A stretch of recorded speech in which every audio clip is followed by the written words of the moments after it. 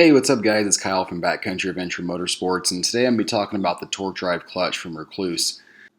So what Rekluse does here is they actually add several more plates into the same space as the OEM clutch in the clutch basket, which gives you more torque to the rear wheel. Now this is not to be confused with the very popular Rekluse Auto Clutch, and you do still have to pull in the clutch lever whenever you come to stops and shift gears and all that. Now you will be changing the oil and also changing the coolant in this, so make sure and have that on hand whenever you're doing this project. So as I mentioned, this upgrade adds a lot more torque to the rear wheel, and so you would do this when either your clutch was getting on the verge of going bad, or if you just wanted a performance upgrade.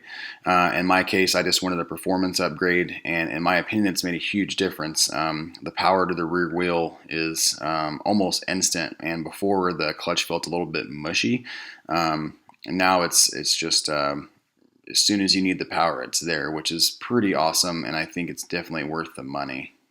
You need some basic hand tools for this: a ratchet, a torque wrench, a 10mm socket, 8mm socket, a 5mm hex head, and a pick is really helpful as well. So put the bike on the center stand, and then you're going to drain the oil and the coolant like described in the manual. Make sure and clean everything really well before you start taking the bolts out and removing the side cover. And next you'll be loosening the two hose clamps that hold the coolant hoses on. You'll want to remove this plastic clutch cover and also loosen the cable up and remove the clutch cable as described in the manual. Now this looks pretty crazy, but you also might be benefiting from putting some foil on the exhaust. This will help prevent any smoking once you put it back on from the oil getting all over the exhaust. Just a helpful tip.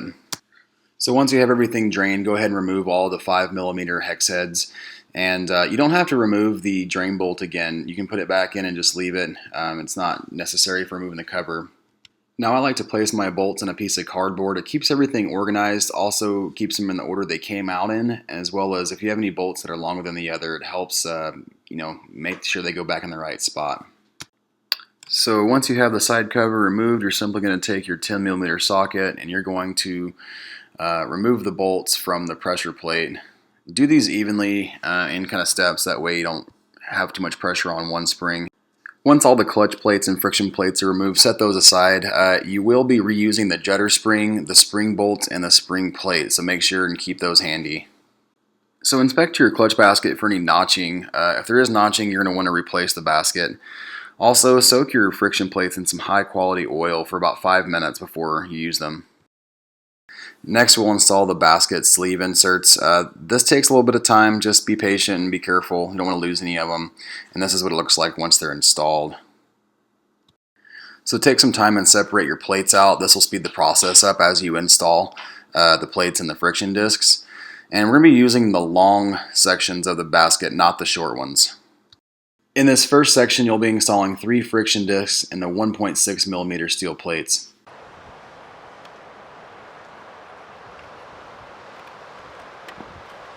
There we go. One in, and then your 0.65 or 1.6mm steel plate.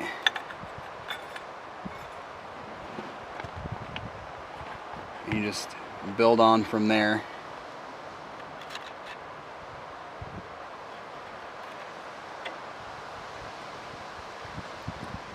Slightly time consuming just because the spacers, they kind of want to fall forward a little bit.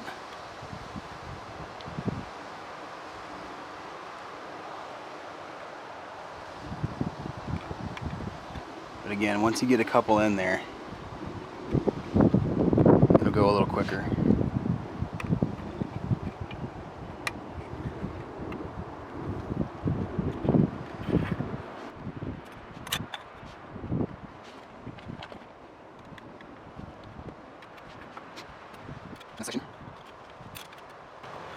That's section 1. In section 2, you'll be installing 5 friction discs and the 1.2mm steel plates.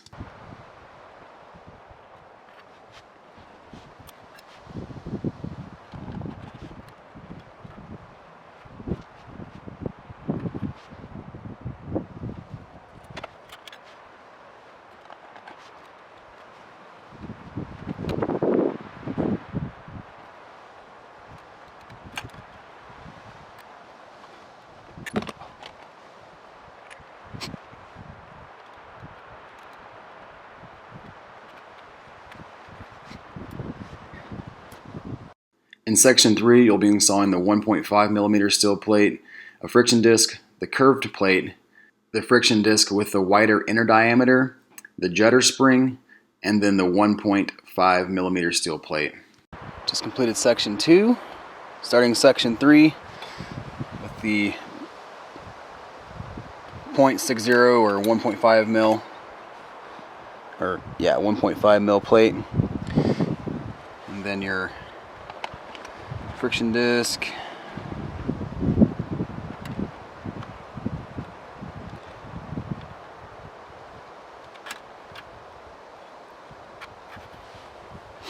and then your next one is this curved edge one. Not sure you can see it. Yeah, you can see it there. Curved edge. That goes on.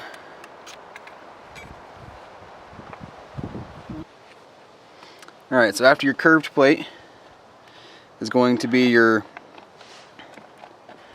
skinny or thinner plates. These friction plates are just have a bigger inner diameter. So those are gonna go, that one's gonna go on next. And this is section 3 of the install.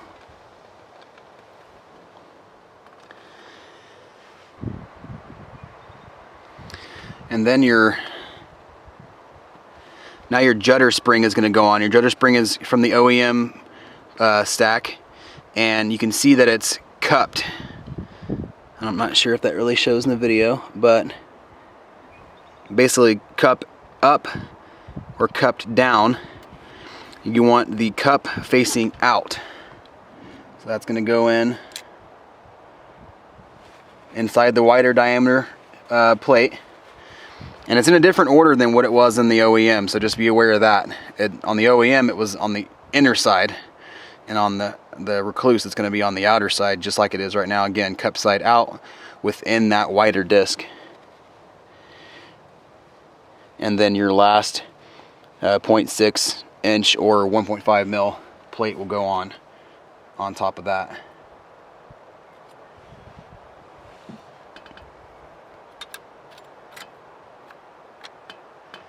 And now everything's pretty much flush with the basket. So the next thing that we're going to do is work with the friction plate. In this last section, there is a 3mm thick friction disc.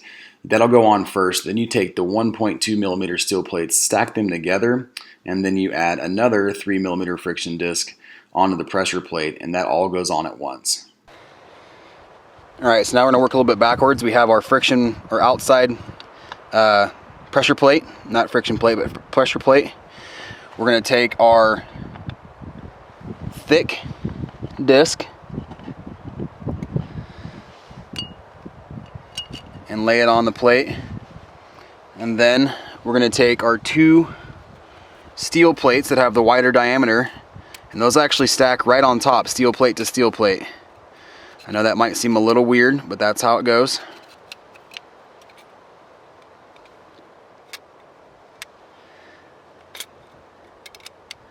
And then finally, our last thick plate goes on. And now what we're going to do is we're going to take this and stack it all with inside the basket here. Let's make a note that the last thin plate that would go on top of the pressure plate might actually be easier to put in the basket first before you slide the pressure plate in. Just a little food for thought there. And now we're going to take our fat friction disc, our 2 steel plates, and we're going to slide that right on top. Making sure that you get the prong in the right gap, not the one that has the shorter stack there.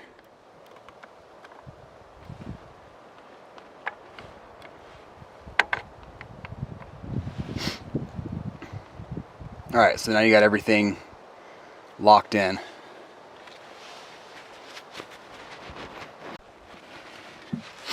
Alright, this next step, pretty easy. We're just going to go ahead and add the cover on with the new springs that come with the kit. Go ahead and drop your springs in.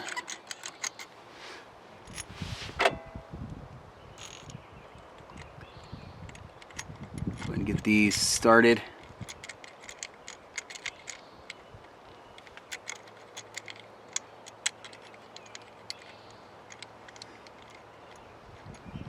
Now you're going to tighten these evenly as you go around, so slowly tighten them until they're all the way flush, and then you'll torque them to spec.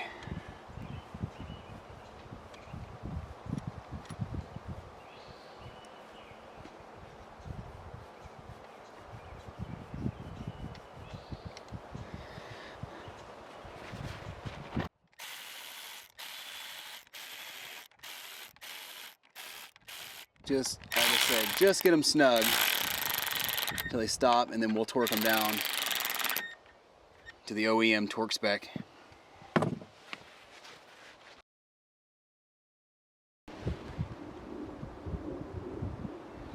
Alright, now that we've got that all torqued down, we'll go ahead and install the cover, clutch cover.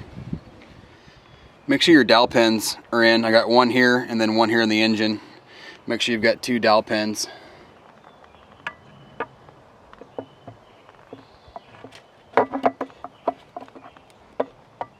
Carefully line this up.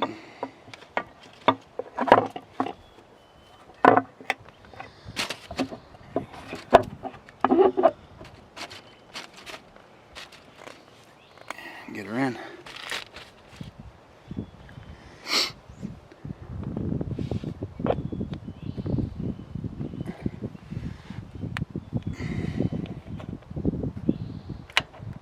Before you get this all buttoned up, it might be a good idea to just quickly hook up your clutch cable just to make sure that it moves. There's been times where I've done clutches in the past and the little mechanism on the inside doesn't bite the way it should, and you get it all buttoned up and your clutch doesn't pull. So it's a good idea just to temporarily hook up your cable and give it a pull and make sure that it's about where it should be tension wise.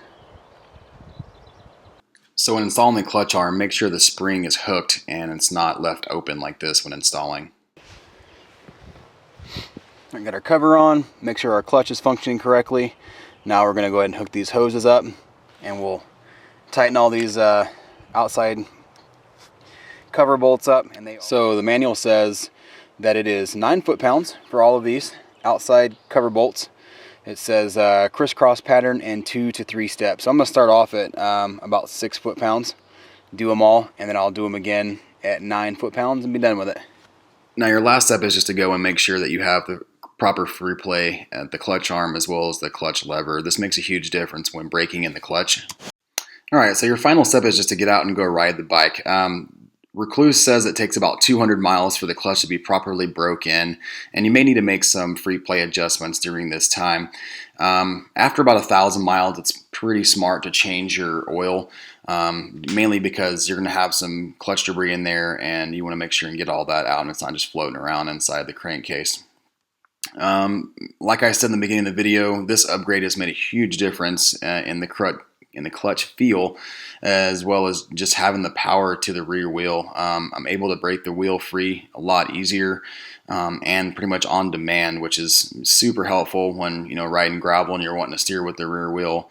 And it just makes the bike a lot more fun to ride. So I think this is a super easy upgrade. It's not that expensive to go with this, and if your clutch already has several thousand miles on it anyway, and you're getting to the point to where you're thinking it might be a good idea to change it, or if you're really rough on the clutch, this is going to extend the life of the clutch and just give you a more confident clutch feel, which in turn just makes the bike a blast to ride. So I hope this helps you out if you were thinking about swapping out your clutch for either the Rekluse clutch or just even putting the OEM clutch back in. These are similar steps with both clutch replacements here, but I strongly suggest getting the Rekluse Torque Drive Clutch or even the Auto Clutch if that's something that you're interested in. If you haven't yet, hit that like button and also make sure and hit that subscribe button as well as the bell icon so you can get notified whenever new videos are released. Again, thank you so much for watching. This is Kyle from Backcountry Adventure Motorsports, and I'm out.